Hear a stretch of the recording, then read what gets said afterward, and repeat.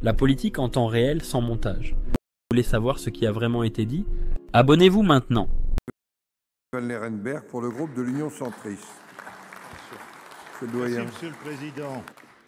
Ma question s'adresse à Madame la Ministre chargée des Comptes publics.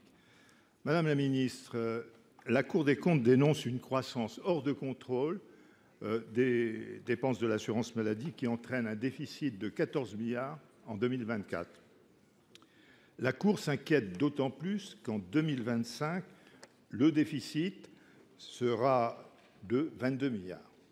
Plus grave, la Cour nous alerte aussi sur le risque de défaut de paiement de la sécurité sociale qui la mettrait en péril dès 2027, si nous ne réalisons pas rapidement des économies.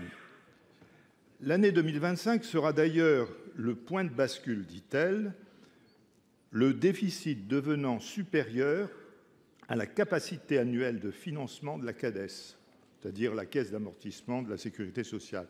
Prolonger la CADES au-delà de 2033 ne résoudra pas le problème de fond, assure la Cour, car cela suppose une loi organique votée dans les mêmes termes à l'Assemblée nationale et au Sénat, autant dire une gageure. Alors, des économies sont indispensables. Pour les retraites, nos espoirs reposent sur le conclave des partenaires sociaux. Pour l'assurance maladie, des pistes d'économie existent. Par exemple, la lutte plus ardente contre la fraude sociale ou la réduction drastique des actes médicaux redondants ou inutiles. Cela pourrait rapporter plusieurs milliards d'euros, une vingtaine en 3 ou 4 ans. Côté recettes, notre groupe a toujours souhaité taxer les importations.